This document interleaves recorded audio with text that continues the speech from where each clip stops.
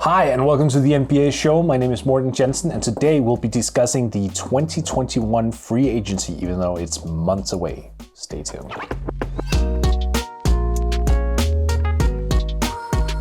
So we don't technically know when free agency in 2021 will arrive because everything is kind of up in the air. The NBA only released half the season schedules, a bunch of games have been postponed, and when the other half of the schedule, which is expected to arrive in March, is going to be released, obviously they're going to have to take account for all the postponed games, meaning that the season could stretch on. The original idea is that ultimately they would want to wrap up this season by late July. We'll see how it goes. We will have free agency though eventually, and that's what I'm going to be talking about. So 2021 free agency originally was looked at as being this potential super haul of superstars. We're talking Giannis Antetokounmpo, we're talking Anthony Davis, Kawhi Leonard, and players of that ilk. And that's not really in the cards. Well, okay, so Kawhi Leonard has not signed an extension, but logic would dictate that he's going to be sticking with the Los Angeles Clippers. Giannis re-signed, Anthony Davis re-signed. A lot of the rookie class from 2017, which otherwise would have been restricted free agents in 2021 here, also signed rookie extensions. That means that the free agent class of this year is, well, not as enthusiastic as originally believed. So what does that mean for NBA teams? Well, it means that they have to get creative, because if the talent level isn't on the open market, they will have to figure out a way to get better in the long term. There's no reason to go out and overpay for someone like Otto Porter, Evan Fournier, or Tim Hardaway Jr.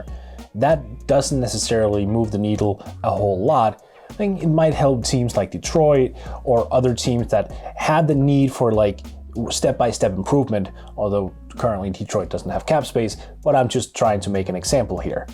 What could be interesting for teams with significant cap space is trying to figure out how they can actually benefit in the long haul by going to teams such as the Golden State Warriors and tell them, we will be willing to actually use our cap space to absorb some of your bad contracts, which could be Andrew Wiggins and, unfortunately, Klay Thompson. I hope I'm wrong on that one. Let me just take a side note here. At this point, it doesn't seem all that feasible that he's going to return to the level that he used to be, which means that given that he signed a huge contract well over a year ago, you have to wonder if that's going to be an albatross just attaching itself to Golden State's salary cap. And if the Golden State Warriors, who have doctors and trainers and coaches who are constantly monitoring this injury situation for Thompson, if they determine, we don't think that he's going to ever live up to that contract because of his injuries, not because of his talent level, obviously, it might behoove teams with cap space to make an offer on Thompson and say, you know what? We know that he's not going to be the all-star that we're used to. We know that he's not going to be the same old two-way Klay Thompson as we know him to be, but if we can take his contract off your hands and then get compensation through a draft pick or multiple draft picks, then that actually becomes a very interesting situation for both the Golden State Warriors, who would get instant salary relief, and for a team with that much money on their books, that could be a tremendous asset. And for the team that just have money to spend but doesn't really want to in free agency, they can kind of kick the can down the road. They can get a draft pick or maybe some young players in return, preferably both, because you'll be taking on just a huge contract in Thompson. And that way is how they think long term. It's building up an acquisition of assets, like an asset treasure trove that they can use down the line. Let's say the Golden State Warriors were interested in actually giving away their Minnesota draft pick for 2021. That's a huge trade chip.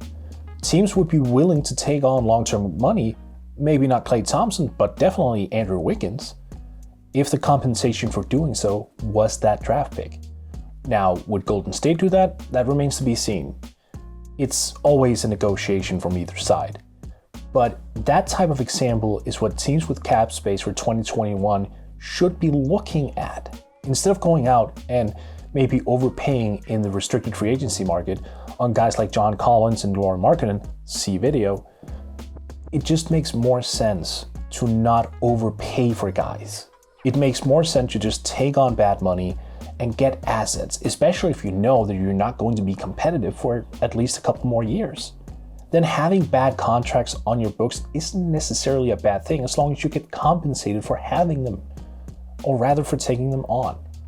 So yes, we are going to be seeing a different type of free agency this summer, if it's even going to be summer when we have free agency in 2021. But that may not be a bad thing, because when NBA teams are basically playing with their backs to the wall and having to be creative, you find some really interesting and sometimes very elegant solutions to problems.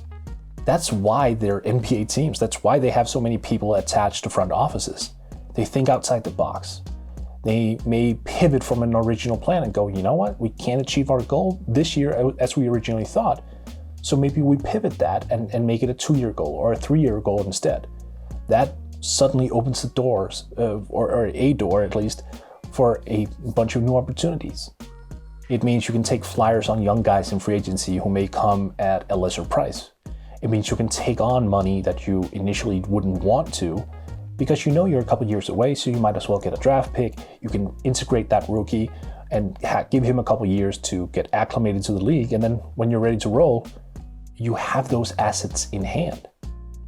It's not a bad play. It does mean we won't get a very star-fixed free agency period. And I know a lot of people were looking forward to specifically 2021 because it was hyped up as all hell. It really was. And now it's a dud, to be quite frank.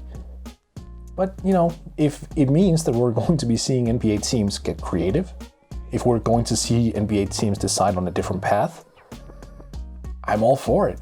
That's interesting. It teaches us something. It gives us an understanding of how the league works, how it thinks. And in particular, how NBA teams on an individual basis attack problem solving. I don't know about you guys, but I find that stuff fascinating.